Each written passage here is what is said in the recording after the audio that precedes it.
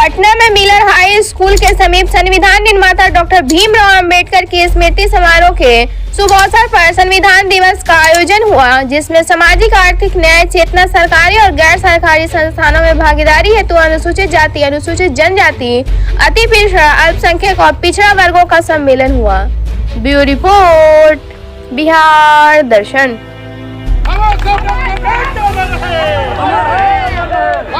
Doctor Ambedkar अमर रहे।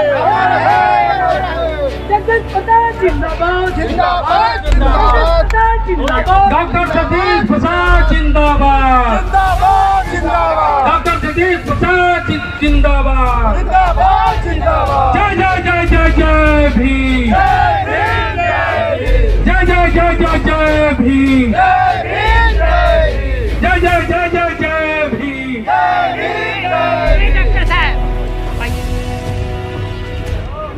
एक साथ सर एक साथ। पद्म भूषण डॉक्टर जगदीश प्रसाद जी को आप लोग माला से देकर के और शॉल देकर सम्मानित करें। माला निकल दी आगे लगा।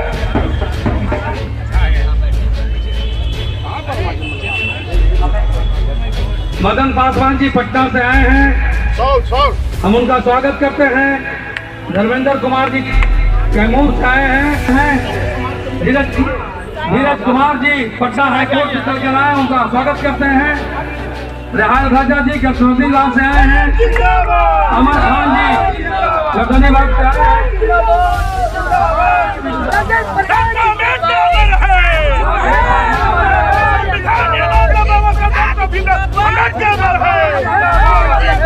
जिंदाबाद जिंदाबाद जिंदाबाद। जिंदाबाद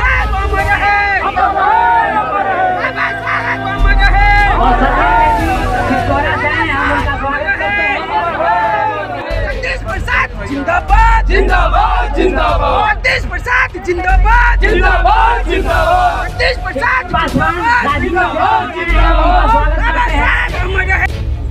ठीक ढंग से नहीं चला पा रहे। आप भारत सरकार को ले संविधान के साथ छेड़छाड़ कर जब से आए हैं उनका छेड़खानी शुरू हो गया। 2014 में लीजिए उनका 282 MP थे। अफसोस की बात है कि उसमें एक भी मुस्लिम कम्युनिटी के नहीं थे। तो हमारा देश क्या मुस्लिम कम्युनिटी का नहीं है क्या? ये पहला उन्होंने गलत काम किया, उसमें कोई नहीं था। आते के साथ उन्होंने जो गवर्नर का पोस्ट होता है वो लंबे समय तक रहता है। आते के साथ गवर्नर को पोस्ट को हटाना शुरू कर दिए, समझे कि नहीं है। और उसके बाद जहाँ पर लोगों को टाइम नहीं मिला था, उसके बाद इंस्टीट्यूशनल बॉडी से उन्होंने खिलवाड़ करना शुरू कर दिया। अब इंफॉर्मेशन सेंट्रल इंफॉर्मेशन जो कमीशन है, सेंट्रल इंफॉर्मेशन कमीशन जो होता है वो ऑटोनोमस होता है। पहले उनको उसकी फिनांस छीन ली और फिर उसको अंडर गवर्नमेंट कर दिया। ये गलत काम हुआ। उसी तरह से आप देखिए स्टैटिस्टिकल सर्विस चाहता था कि हम अनएम्प्लॉयमेंट इस सरकार में कितना हुआ है उसको दिखाना चाहता था। सरकार ने उसमें दो मेंबर रिजाइन भी कर दिए। सरकार ने बात नहीं मानी और उसका भी अपने अंडर में कर लिया। आज देखिए जो हमारा वाचडॉग ऑफ क्राइम है, CBI, ED जो भी है सब अंडर गवर्नमेंट कंट्रोल है, जो कि अंडर ऑटोनोमस में होना चाहिए। ये सब जो छेड़खानियाँ हो रही है। फिर आपने देखा होगा पिछले दिनों किसानों का जो लॉ आया था, तीनों लॉ 770 लोग मर गए, फिर उनको वापस किया। इस तरह की जो नीति जो भी लेते हैं नीति सोचते समझते नहीं है। डिमोनेटाइजेशन किया, समझिए कि मोर देन 7 to 8 लाख छोटे छोटे फैक्ट्रियाँ बंद हो गए। 5 करोड़ से लेकर के 7 करोड़ लोग अनएम्प्लॉयड हो गए। और आपको बता दूं आज तक उसकी आर्थिक स्थिति ठीक नहीं हो पाई है। दूसरी बात यह है कि कितने संस्था ले रहे हैं। मैं आपको बता रहा हूँ अपने बारे में। मैं director general of health service government of India. Retirement 65 था, लेकिन एक शेड्यूल कास्ट को उन्होंने बर्दाश्त नहीं किया। और आपको बता दें कि एक आदमी को हटाने के लिए, यानी हमको हटाने के लिए उन्होंने रिटायरमेंट एज को 62 कर दिया। आप सोचिए कि इससे बड़ी बात क्या हो सकती है। वो बोलने लगे कि आप तो इतना 8 साल रह लिए दीजिए। अरे जब मेरा कम उम्र में मैं प्रोफेसर बन गया, इससे मेरी क्या गलती?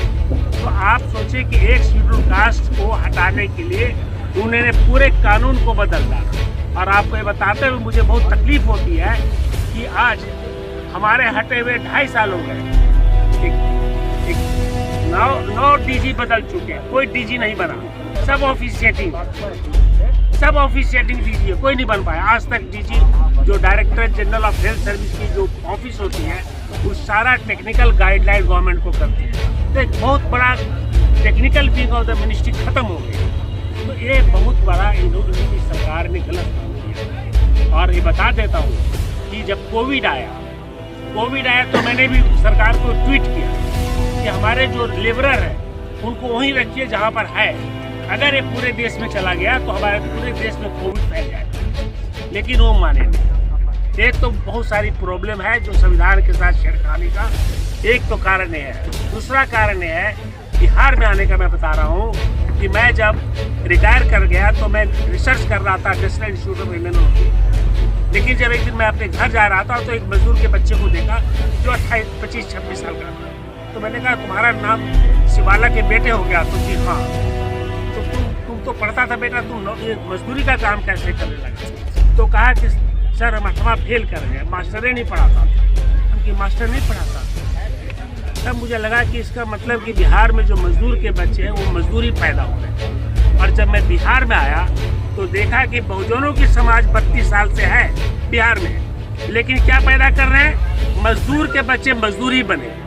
जितने हमारे माइग्रेंट लेबर थे, इनकी सरकार ने माइग्रेंट लेबर का नंबर को बढ़ा दिया। ना तो कोई व्यवसाय आया, एक फैक्ट्री थी, 30 फैक्ट्री बंद हो गया, 8 फैक्ट्री चल रहा है। मतलब सरकार को ये भी नहीं पड़ता कि हम फैक्ट्री चालू कर दें तो कम से कम 1000 मजदूर उसमें काम करना शुरू कर दें। आप जूट की फैक्ट्री ले लीजिए, वो बंद हो गया। हमारे यहाँ कागज़ की फैक्ट्री थी, वो बंद हो गया। एक नशाबंदी की फैक्ट्री, इन्होंने नशाबंदी के कानून लाया 2016 में। अब उस कानून के तहत जो बंद है जेल में वो सब गरीब लोग हैं। और मैंने जब तहकीकात किया तो पता चला कि वो बेचारे गरीब लोग हैं, क्योंकि उसी पर उनका जीवनी चलता, बनाते तो बेचते हैं। अरे आप नौकरी दे दीजिए, नहीं बनाएगा। अभी उन्होंने कल अनाउंस किया कि हम 1 लाख रुपया देंगे। 1 लाख रुपया से क्या आदमी व्यापार करेगा? आप ये कहिए कि जो भी इस धंधे में है हर आदमी को एक नौकरी, सरकारी नौकरी दे देंगे। ऐसे भी तेजस्वी यादव बोले हैं कि हम 10 लाख नौकरी देंगे, तो मुश्किल से 50,000 लोग होंगे जो शराब बना रहे होंगे। दे दीजिए शराब 50,000 आदमी को नौकरी, तो नौकरी दे देंगे तो शराब बनना बंद हो जाएगा। तो ये सब बात है। उसके बाद मैं अनुसूचित जाति का स्कूल में गया। आप बिलीव नहीं करेंगे कि 17 टीचर होना चाहिए, 5 टीचर 6 टीचर है। तो ये सरकार हमारे जो अनुसूचित जाति के परिवार हैं, मैं कहता हूँ कि सिमुरतल्ला में आप अगर अच्छे स्कूल टीचर रख सकते हैं तो हमारे गरीब लोगों के लिए अच्छे स्कूल क्यों नहीं रख सकते? मैं भी एक गरीब का बच्चा हूँ, आज डायरेक्टर जनरल बना। क्यों? क्योंकि मैं पढ़ा लिखा, मेरे माँ बाप भी काम करते थे, आप लोग के माँ बाप करें। तो कहने का मतलब है कि जब तक विकास बिहार का एक ही कारण से नहीं हुआ, वो है शिक्षा। दूसरा मैं अस्पताल देखा, 5 अस्पतालें देखी, बिहार शरीफ, जहानाबाद, पटना, वैशाली, मधेपुरा। और हमारा नहीं, इवन कंप्यूटर ऑडिटर का जनरल का रिपोर्ट है कि यहाँ पर 80 to 90% बेड है ही नहीं। किसी भी हॉस्पिटल में आप सोचिए कि इमरजेंसी ऑपरेशन थिएटर नहीं है, किसी भी हॉस्पिटल में ब्लड बैंक नहीं है। अगर किसी को खून की जरूरत होगा तो खून नहीं मिलेगा, आप ये सोच लीजिए। अगर किसी को इंटेंसिव केयर यूनिट की जरूरत होगी तो उसको इंटेंसिव केयर नहीं यूनिट मिलेगा। तो ये देश क्या चला रहा है? इन लोग क्या रोड बना रहा है, सड़क बना रहा है, ब्रिज बना रहा है, यही काम आएगा? अरे विकास तो तभी होगा जब आप मानव को विकास करिए, आदमी को विकास करिए। आज हमारा बिहार का पैसा, सारा पैसा बाहर जा रहा है, चाहे वो शिक्षा का हो चाहे स्वास्थ्य का हो। अगर किसी को कैंसर हो जाए तो टाटा जाएगा, दिल्ली जाएगा। हार्ट का बीमारी होगा दिल्ली जाएगा, ब्रेन का बीमारी होगा दिल्ली जाएगा। गरीब आदमी गरीब होता जा रहा है और अमीर आदमी अमीर होता जा रहा है। तो ये सरकार में अमीर और गरीब की खाई बढ़ गई है। इसी कारण से हम लोगों को सचेत करने आए कि आप लोग पढ़ाई करिए, बच्चों को पढ़ाइए।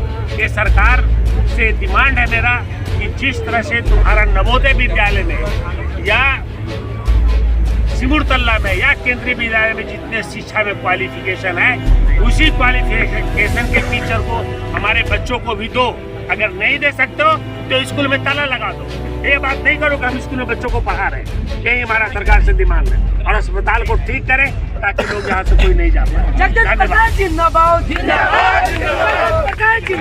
जिंदाबाद सरकार साथियों से आग्रह है मंच को खाली करिए और जगदीश प्रसाद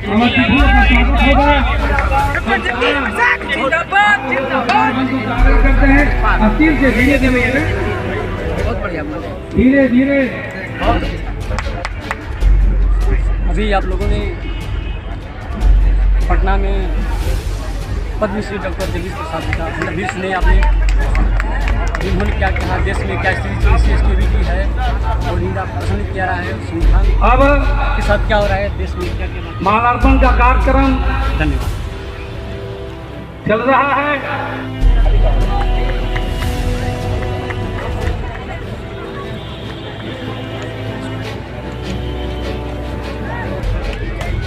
गड़गड़ाहट से उनका स्वागत किया।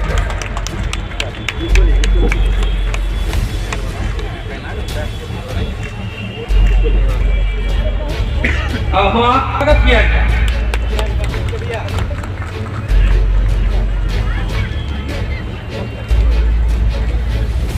अमर रहे जगदीश प्रसाद जिंदाबाद जिंदाबाद जिंदाबाद।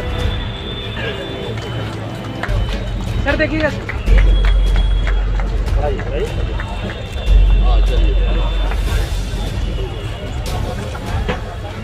देखिए सर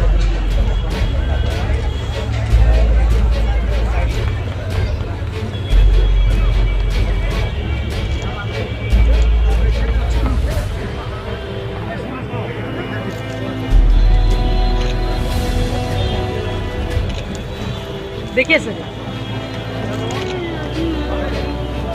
देखिएगा सर उनका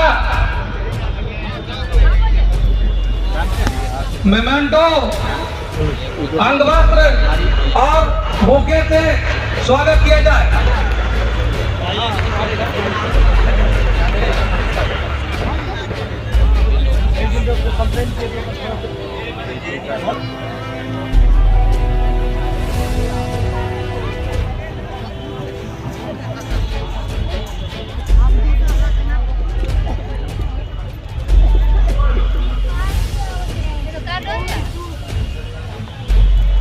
हम आग्रह करते हैं अमित जी से कि हमारे मित्र हैं पटना हाई कोर्ट के अधिवक्ता पूर्व सदस्य हैं, उनको अंगवस्त्र और बुके से स्वागत किया जाए।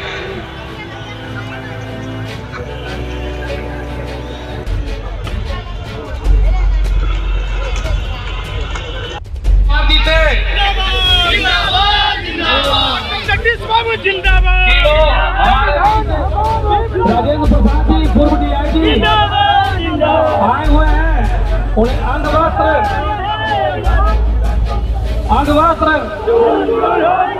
और बुके देकर स्वागत जिंदाबाद जिंदाबाद जिंदाबाद जिंदाबाद डॉक्टर जगदीश जिंदाबाद पद्मश्री जगदीश जिंदाबाद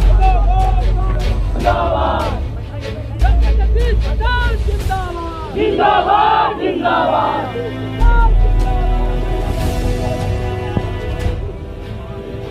आज भोजन पासवान जी का यहाँ मौजूद है तो मैं आपको सूचना दे देती हूँ कि रुद्र पासवान जी का अभी देहांत हो। Thank you. आज संविधान दिवस के अवसर पे हमारे अतिथिगण विश्वविख्यात पद्मश्री डॉक्टर जगदीश प्रसाद जी आए हुए हैं। बहुत देर से हम लोग का इंतजार था उनका कि राउर स्वागत राउर स्वागत राउर स्वागत बैठी है अतिथि देव बैठी आसनदार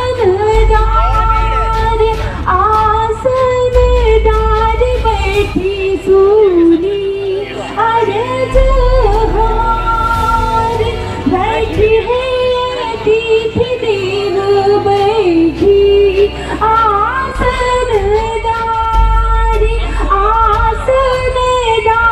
बैठी सोनी अरे जो हमार सोनी अरे जो हमार हम बर करी पुकार मिलन सेवा के मुका परिवार मिलन सेवा के मुका परिवार हमरा सेवा की कई स्वीकार राउर स्वागत बा राउर स्वागत बा राउर स्वागत बा राउर स्वागत बा रौरा आईनी जे हमारी द्वार प्यास लेना की लैले दीदार राउर स्वागत बा राउर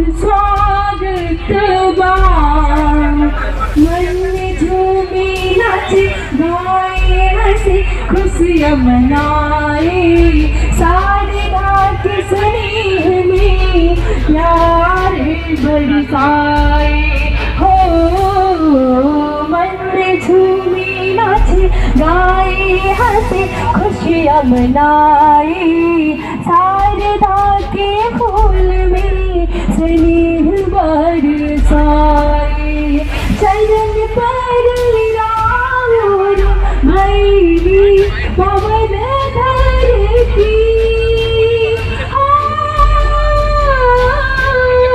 चरण पर राउर भैरी।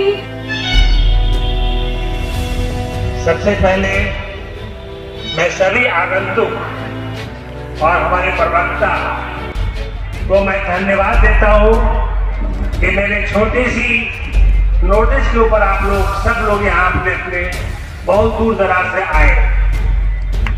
मैं सबको प्रणाम करता हूँ और मुझे आप आशीर्वाद दीजिए कि मैं जिस पर्पस से आपके बिहार में आया हूँ वो मेरा जो उद्देश्य है वो आप लोग की सहायता से पूरा हो जाए।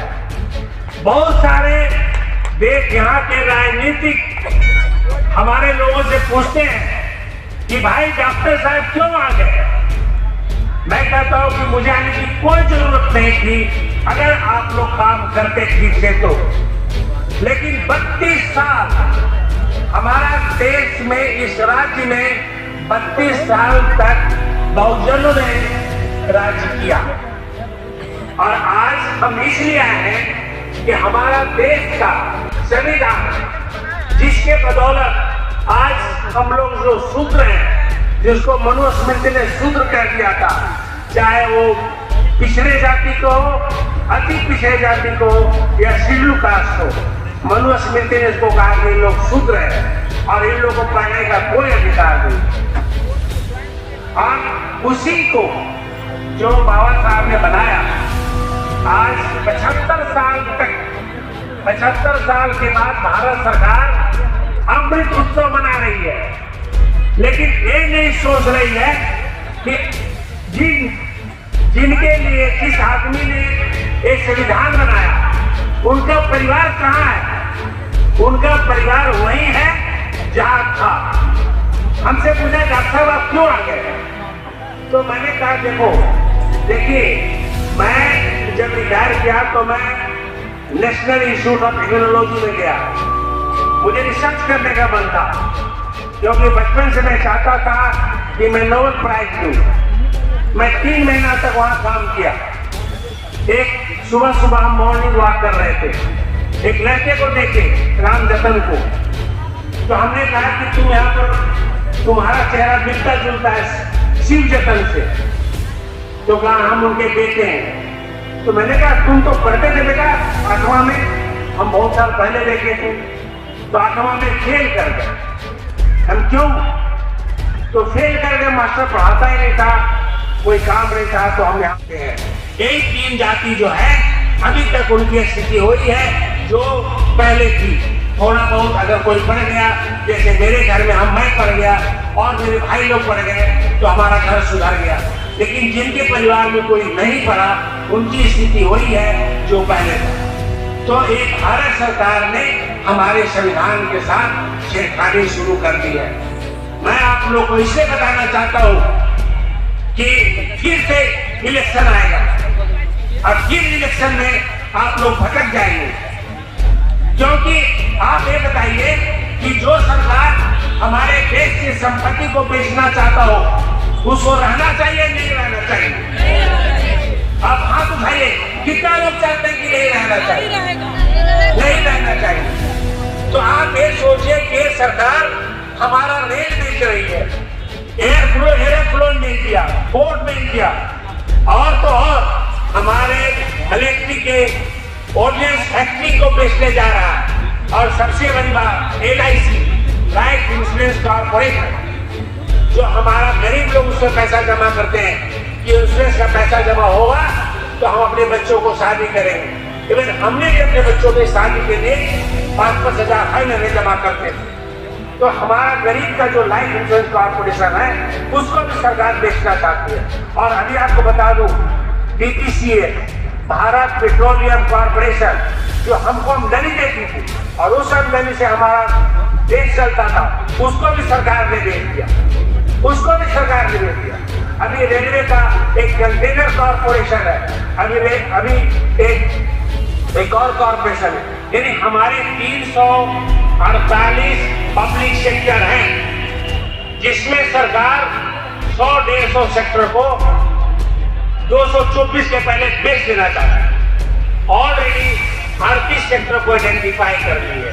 तो ये सरकार ऐसी है, हमारी संपत्ति को, बाबा साहब ने कहा था यहाँ की सारी संपत्ति को राष्ट्रीयकरण कर दो ताकि उस पर सभी आदमी का अधिकार हो। उद्योग को कर दो, एग्रीकल्चर को कर दो, शिक्षा को कर दो, स्वास्थ्य को कर दो। लेकिन हो क्या रहा है, हमारी संपत्ति को बेच रहे हैं और उसमें सबसे ज्यादा सफर करेंगे हमारे अनुसूचित जाति को, क्योंकि आज सरकारी नौकरियां खत्म हो रही है। प्राइवेट नौकरी में जानेगा कि हम शेड्यूल कास्ट है, वो नौकरी नहीं देगा, नौकरी नहीं होंगी और गलत नेताओं के चक्कर में फंस जाएंगे जो बीजेपी ज्वाइन किया हुआ है। तो आप लोग अपने वंशज को, आने वाले वंशज को आप लूला लंगड़ा बना के रहे, ये मैं कहना चाहता हूँ। इसलिए अगर आपको जरा से भी अपने बच्चों के लिए और आने वाले बच्चों के लिए परवाह है तो एक दिमाग में बना लीजिए कि जो आदमी, जो सरकार हमारे संविधान से छेड़छाड़ कर रहा है उसको इस देश में रहने का कोई अधिकार नहीं। ये मैं कहना चाहता हूँ। आपको मैंने कुछ नहीं बताया, इसकी जितनी ऑटोनोमी थी, बाबा साहब ने एक बात कहा था, लिबर्टी, फ्रीडम ऑफ एक्सप्रेशन, यानी आप बोल सकते हैं जो बोलना चाहें। लेकिन आज सबका कोई नहीं बोल सकता, सरकार के खिलाफ कोई नहीं बात कर सकता, जो बोलेगा उसको तकलीफ होगी। तो लिबर्टी ऑफ एक्सप्रेशन चला गया। आप यूपी नहीं गए, मैं यहाँ आने के पहले यूपी गया था। क्यों गया था? यूपी में मैं किसी को नहीं जानता था, मैं चाहता था कि बीजेपी हार जाए, इसलिए गया था। और आप बिलीव नहीं करेंगे, वहां पर विश्वास नहीं करेंगे, एक जगह मैं उन्नाव गया, एक बच्चा, मुस्लिम बच्चा सब्जी बेच रहा और सिपाही लोग आया, कुछ नहीं, उसका भाई, छोटा भाई स्कूल से आया क्लास 10 से, और 10वां में तो भाई कहा कि मैं घर से खाना खा के आता हूँ। वो खाना खाने गया, इतने में सिपाही आ गई जो उस सब्जी वाले मंडी से 100 रुपए लेता। तो सब लोग ने 100 रुपया दिया, उसका भाई के पास नहीं था, तो उसने कहा, दूसरे लोगों ने कहा कि मैं इसके बदले में दे देता हूँ 100 रुपया। तो वो सिपाही ने ले लिया, वो